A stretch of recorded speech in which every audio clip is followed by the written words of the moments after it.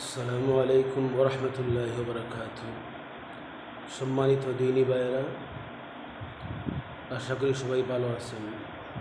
আজকে আপনাদের সম্মুখে নামাজের গুরুত্বপূর্ণ কিছু মাসআলা মাসাইল নিয়ে উপস্থিত হয়েছি।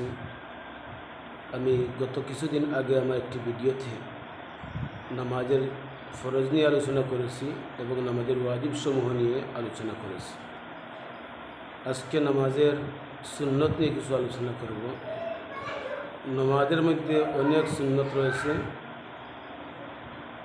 এর মধ্য থেকে 51টা সুন্নত আমি আমার খাতায় ডায়েরিতে লিখেছি। এর মধ্য থেকে কয়েকটি সুন্নত নিয়ে আলোচনা করব।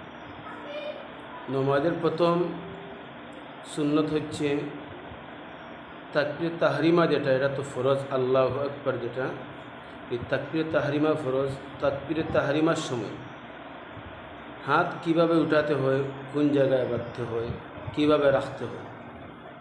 তো এই হাত উঠানোর তরিকা হচ্ছে পুরুষের জন্য হাত কান পর্যন্ত এইভাবে উঠানো এবং মহিলাদের জন্য কাঁধ পর্যন্ত উঠানো। এই হাত উঠানোর পর হাতটা এইভাবে পুরুষরা নাভির নিচে বাঁধবে। নাভির নিচে পুরুষের জন্য বাঁধা সুন্নত।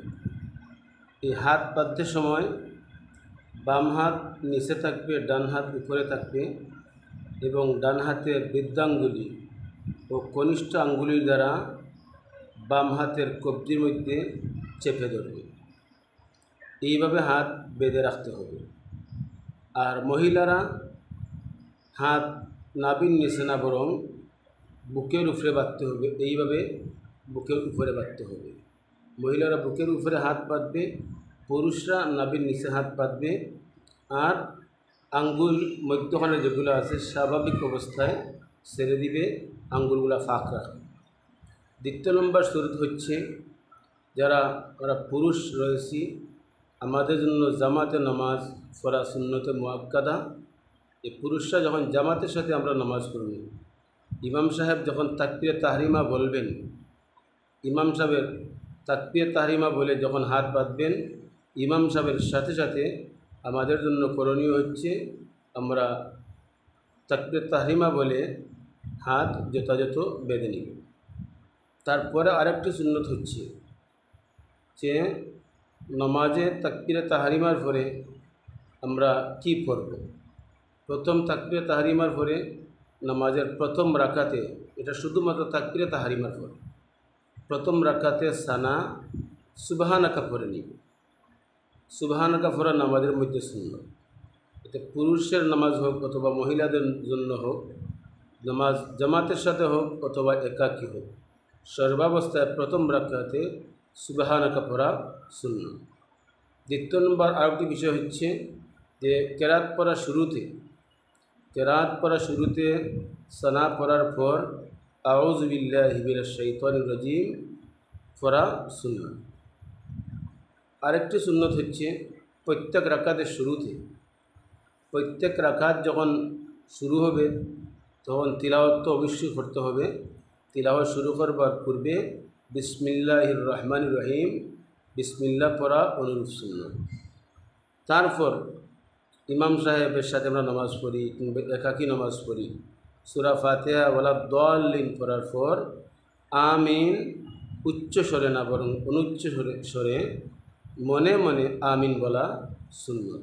যদি ইমাম সাহেবের পিছনে আমরা নামাজ পড়ি, ইমাম সাহেব যখন ওয়ালা দাল্লিন পর্যন্ত পুষবেন, সূরা ফাতিহা শেষ করবেন, তখন ইমাম সাহেব মনে মনে আস্তে আস্তে আমিন বলবেন। আমরাও হানাফিদের মতে আমরাও আস্তে আস্তে কী বলবো, আমিন বলবো। এখন এই নামাজটা যদি আমরা একাকী পড়ি, সূরা ফাতিহা শেষ করার পর অনুরূপভাবে আমিন একাকী নামাজেও আস্তে আস্তে নামাজের মধ্যে আমিন বলা সুন্নত। আরেকটি সুন্নত হচ্ছে যখন আমরা নামাজের রুকু থেকে সোজা হয়ে দাঁড়াবো, সামি আল্লাহু লিমান হামিদা বলবেন ইমাম সাহেব, তখন আমরা বলবো রব্বানা লাকাল হামদ। এই সুন্নতগুলো নামাজের মধ্যে যদি আমরা পূর্ণাঙ্গ রূপে আদায় করি, তাহলে আমাদের নামাজ পূর্ণতা লাভ করবে, নামাজ সুন্দর হবে।